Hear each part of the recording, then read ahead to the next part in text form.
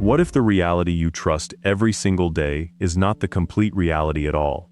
What if the things you believe about yourself, your life, your failures, your relationships, and even your future are only interpretations created by a mind that can never see the entire picture? You wake up, look around, recognize your surroundings, remember who you are, and continue living as if you already understand what reality is. But Ibn Arabi challenged the human being to look deeper. He understood that the greatest illusions are not always the things we cannot see. Sometimes, they are the things we see every day but completely misunderstand. Your ego can create an identity and convince you that it is your true self. Your desires can distort what you believe you need. Your emotions can turn temporary pain into a permanent story. Your attachment can make something temporary feel like it is your entire world. And the most dangerous part is that you may never realize you are living inside these illusions because they feel completely real. So what if the life you are desperately trying to control is only one small layer of a much deeper reality? What if the person you think you are is not the complete you? What if some of the things you call failure, loss, rejection, or confusion are being interpreted through a perspective that cannot see the full picture? And what if the greatest awakening is not discovering a hidden world somewhere outside you, but finally seeing through the illusions that have been shaping the world inside you? Stay until the end, because once you begin questioning what you have always assumed to be reality, you may never look at yourself, your life, or the world around you in quite the same way again. You may be mistaking your perception for reality. One of the deepest illusions a human being can live inside is the belief that the way we see reality is reality itself. We look at our circumstances, our relationships, our failures, our achievements, our problems, and our future, and we naturally assume that what we see is the complete truth.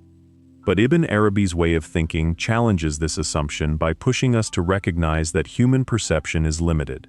We do not see reality in its entirety. We see reality through the filters of our mind, our emotions, our memories, our desires, and our experiences. The same event can feel completely different depending on the state of the person experiencing it. Something you once considered a disaster may later become one of the reasons you grew stronger. Someone you once believed was perfect may eventually reveal a side of themselves you never saw. A situation that once felt meaningless may years later become the moment that changed the direction of your life. The event may not have changed as much as your understanding of it changed. This is where the illusion begins. The mind takes a limited perspective and turns it into an absolute conclusion. You say, "This is my life. This is why this happened. This person destroyed everything. I know exactly what my future looks like." But how can a limited human perspective possibly contain the full meaning of an existence created by Allah? Ibn Arabi's spiritual philosophy encourages a deeper kind of humility, where you begin to understand that what you see is only one layer of reality.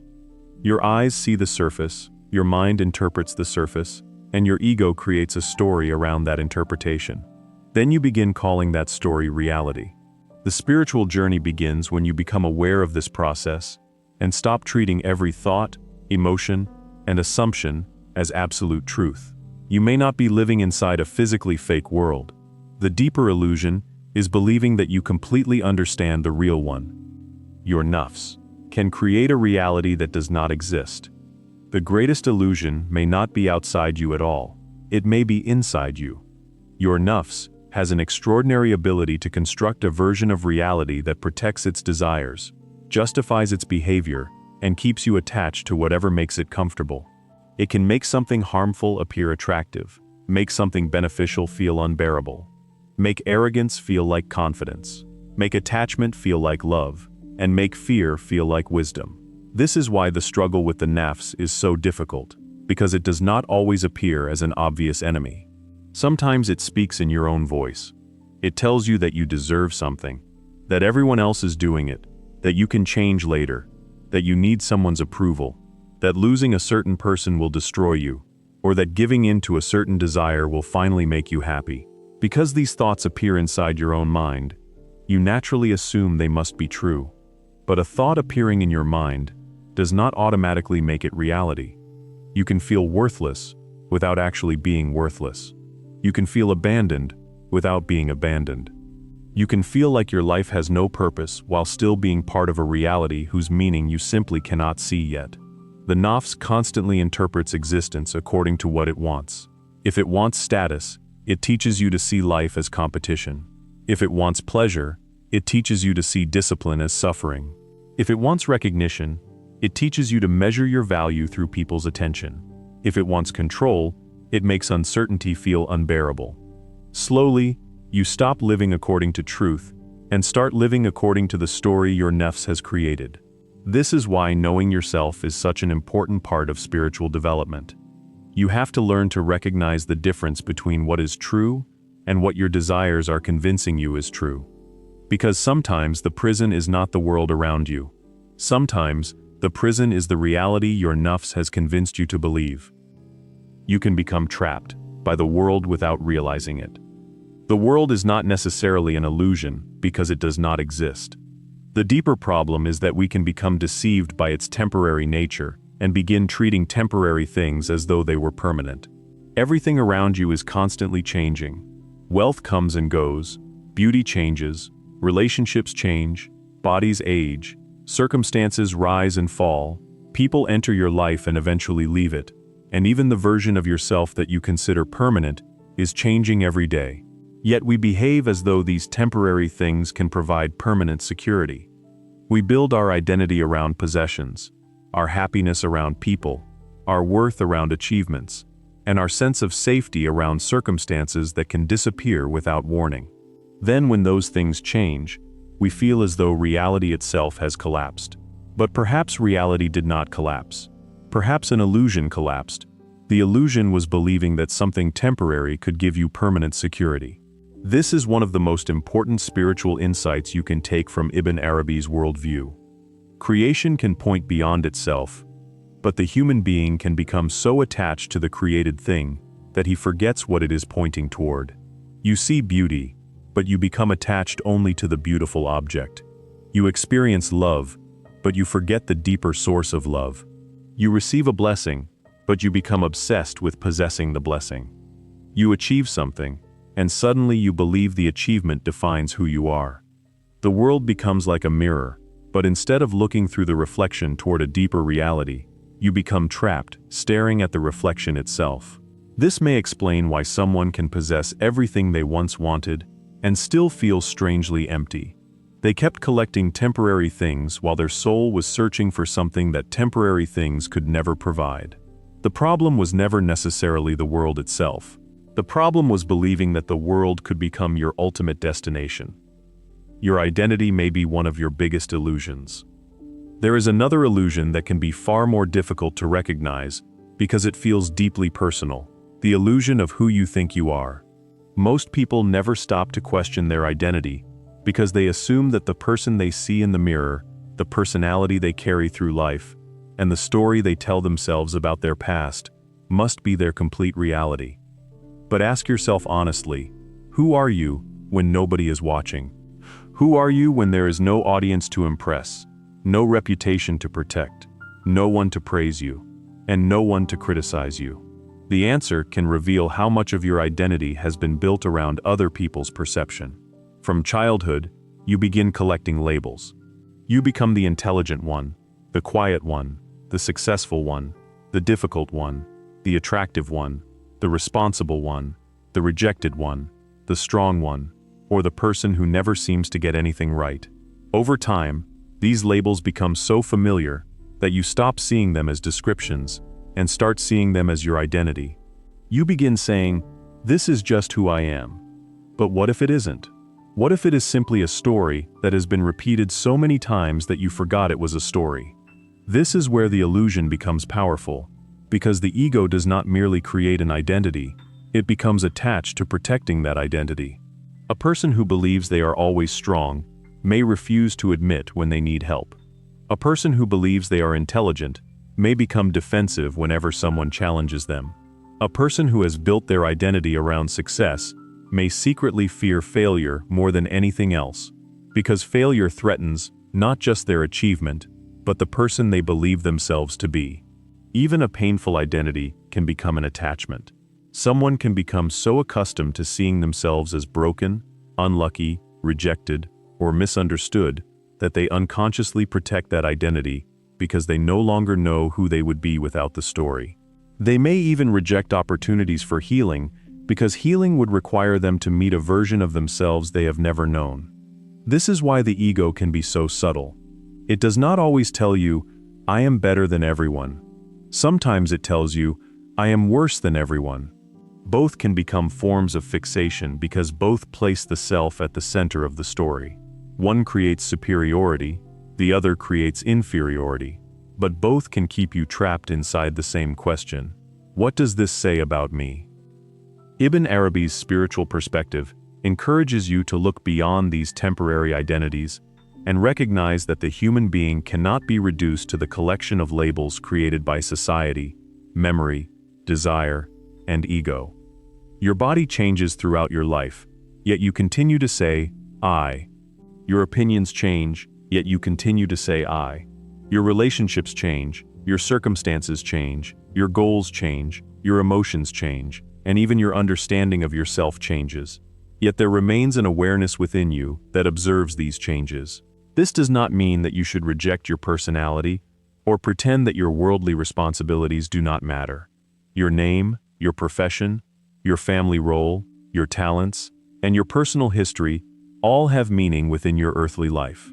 The deeper lesson is that none of these things should become the absolute definition of your existence. You are more than your achievements, but you are also more than your failures. You are more than the praise you receive, but you are also more than the criticism you have endured. You are more than the mistakes you made 5 years ago, more than the rejection that still hurts you, and more than the version of yourself that other people remember. When you constantly defend an identity, you become afraid of anything that might challenge it.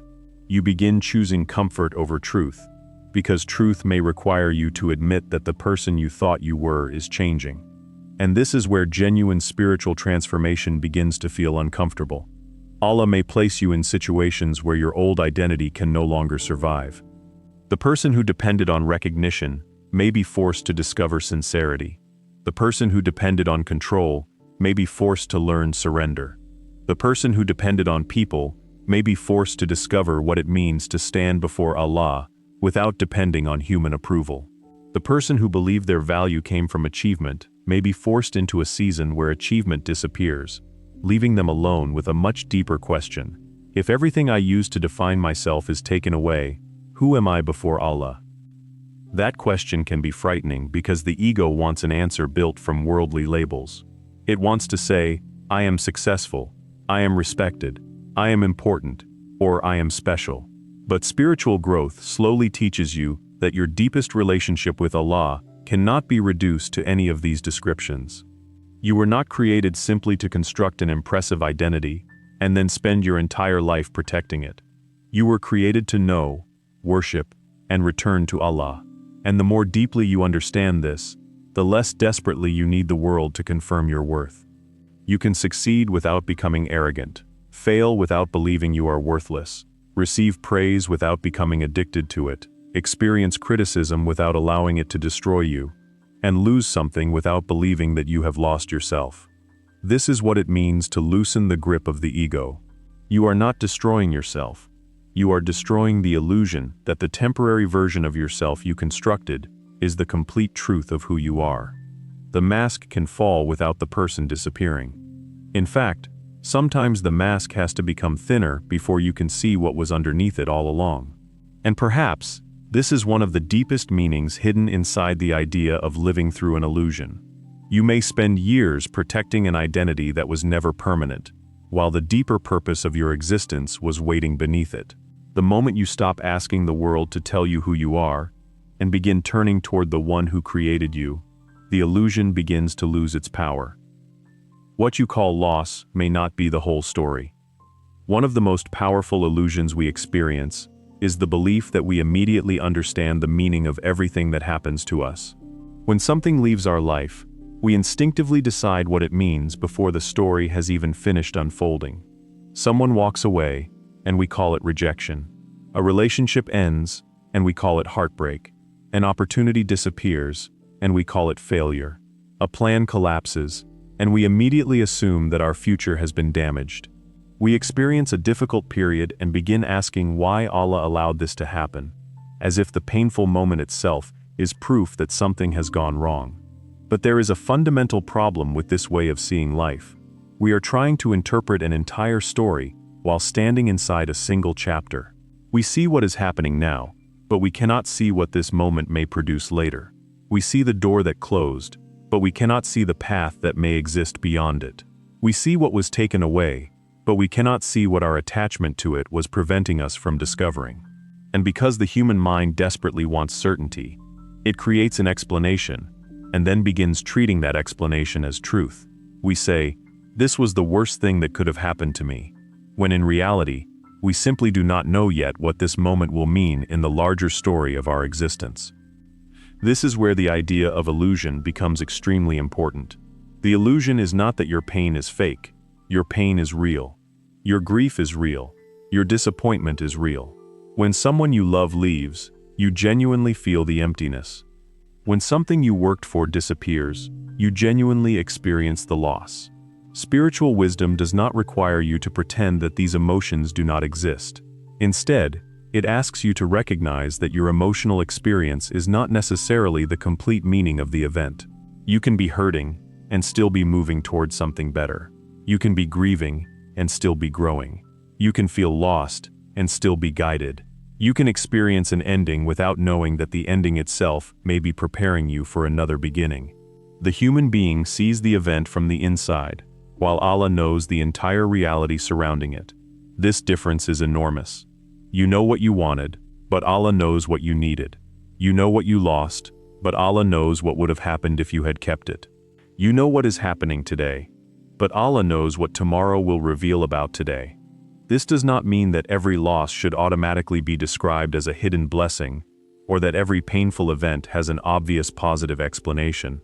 Sometimes we go through suffering that we may never completely understand in this life.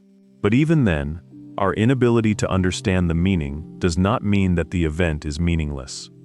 Ibn Arabi's spiritual perspective encourages a deeper way of looking at existence, where the visible event is not necessarily the complete reality behind it. What appears to be one thing from your limited perspective may contain dimensions that you cannot immediately perceive. This is why spiritual maturity requires patience with uncertainty.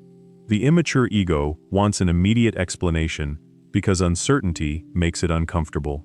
It wants to know why someone left, why the opportunity disappeared, why the prayer was delayed, why the plan failed, and why the pain arrived at exactly that moment. But sometimes the answer does not come immediately, because the lesson itself requires time to become visible. There are things you can only understand after you have moved beyond them. A person may look back years later at something they once desperately wanted, and realize that receiving it would have taken them somewhere they were never meant to go. Someone may remember a relationship they once begged Allah to preserve, and eventually realize that losing it forced them to discover their own dependence, insecurity, or misplaced attachment. Someone may remember a period when nothing seemed to work, and realize that those months were the very period in which their priorities changed, their character strengthened, and their relationship with Allah became more sincere. The event did not suddenly become different, their understanding became deeper.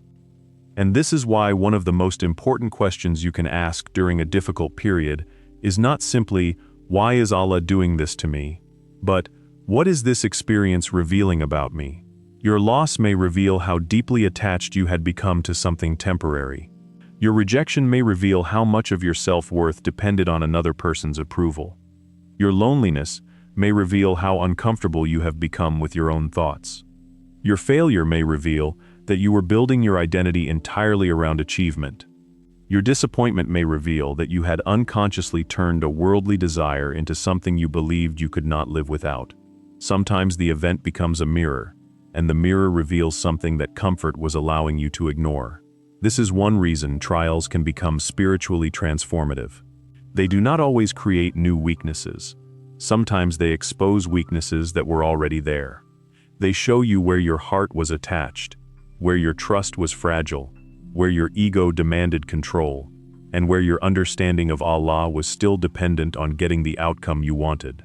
A person may think they have complete tawakkul until life refuses to follow their plan. They may think they have detached from the world until something they love is taken away. They may think they are content with Allah's decree until the decree becomes something they did not choose. Then the real condition of the heart begins to appear. Perhaps this is why some of the greatest spiritual transformations happen during seasons that the person would never have chosen for themselves. When everything is going according to your plans, it is easy to believe that you are in control. But when the plan collapses, you are forced to confront a reality that was always there.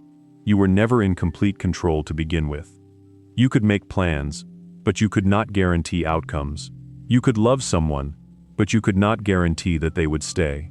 You could work hard, but you could not guarantee success. You could make dua, but you could not dictate the exact form in which Allah would answer. You could prepare for tomorrow, but you could not guarantee that tomorrow would arrive exactly as you imagined it. The illusion of control becomes visible when reality refuses to obey the ego. And although that realization can be painful, it can also become deeply liberating. You begin to understand that surrender does not mean giving up. It means accepting that your responsibility is to make the effort, remain sincere, seek what is good, and trust Allah with the outcome. So when something leaves your life, do not rush to write the final meaning of that event. Do not immediately decide that you have been abandoned, forgotten, punished, or defeated, simply because you cannot yet see where the story is going. Give yourself permission to grieve, but do not turn your grief into a prophecy about your future. A painful chapter does not automatically predict a painful ending. A closed door does not tell you what the next chapter contains. And a loss does not necessarily mean that your life has become smaller. Sometimes, it simply means that something you were holding on to can no longer travel with you into the person you are becoming. The deepest illusion may be believing that because you cannot understand the purpose of something now, there can be no purpose behind it. You are seeing one moment. Allah sees the whole of your existence. You are reading one page. Allah knows the entire book. And sometimes what feels like the end of something is only the moment when you are finally being forced to release your grip on the version of the story you thought you needed. The illusion of control is keeping you trapped. One of the deepest illusions we live with is the belief that we are in control of our lives. We make plans, set goals, build relationships, work for money, protect our future, and try to predict what will happen next. So slowly the ego begins to believe that everything depends on us. But the truth is that your control is far smaller than you imagine. You can make a decision, but you cannot guarantee the outcome. You can love someone, but you cannot control whether they stay. You can work hard, but you cannot guarantee success. You can plan tomorrow, but you cannot guarantee that tomorrow will arrive exactly as you imagined. Even the next breath you take is not something you created or permanently control. Ibn Arabi's spiritual perspective pushes you to recognize this hidden dependence and to understand that the human being is never truly self-sufficient. We exist because Allah allows us to exist. We possess because Allah allows us to possess. And every ability we use was itself given to us. Yet the ego behaves as though it owns everything. It wants to control people, circumstances, outcomes, and even the timing of Allah's answers. Then, whenever reality refuses to follow its plan, anxiety appears. We become frustrated because we are trying to force life into a shape it was never promised to take. The spiritual awakening begins when you realize that surrender is not the same as giving up. You still make an effort, you still plan, you still work, and you still pursue what is good. But you stop demanding that the outcome match your expectations. You begin doing your part while leaving the unseen part to Allah. This changes the way you experience uncertainty, because you no longer need to know exactly what will happen before you can have peace. You begin to understand that not knowing is not necessarily a punishment. Sometimes it is simply a reminder that you are a servant, not the controller of existence. And perhaps this is one of the greatest illusions Ibn Arabi's spiritual thought can help you question: the belief that your life becomes safe when everything is under your control. In reality, peace may begin when you finally accept that it never was. Awakening means seeing beyond the illusion. The final lesson is perhaps the most important, because awakening does not mean escaping the world, rejecting ordinary life, or convincing yourself that everything around you is fake. It means learning to see the world without allowing the world to deceive your heart. You still work, build relationships, experience happiness, face pain, make mistakes, pursue your goals, and carry your responsibilities. But something inside you begins to change. You stop treating temporary things as if they were permanent, and you stop allowing your nafs to define reality simply because something feels good, painful, frightening, or desirable. Your possessions may matter, but they cannot become the source of your worth. Your relationships may be precious, but no human being can carry the weight of becoming your ultimate source of peace. Your success may be meaningful, but it cannot become your identity. Even your suffering can teach you something without becoming the definition of who you are. You begin to understand that the world can be appreciated without being worshipped, loved without being clung to, and experienced without allowing it to control your heart. In this sense, seeing through the illusion does not mean seeing less of the world, it means seeing deeper into it. Ibn Arabi's spiritual perspective invites you to recognize that what you see is only one layer of reality. Your eyes see the surface, your mind interprets what it sees, your emotions give that interpretation a personal meaning, and your nafs adds its desires, fears, attachments, and expectations. Then, without realizing it, you begin calling that final interpretation reality. If someone rejects you, your mind may tell you that you are not worthy. If something fails, it may tell you that your future is ruined. If someone leaves, it may tell you that you will never be happy again. But these are interpretations, not necessarily absolute truths. Spiritual awakening begins when you learn to create distance between what happens and the story your ego immediately creates about what happened. You begin questioning your assumptions instead of automatically obeying them. You stop believing every thought simply because it appeared in your mind, and you stop treating every desire as a command that must be fulfilled. You become more aware of the difference between what you feel, what you want, and what is actually true. This awareness creates a kind of inner freedom, because your emotions can exist without becoming your master.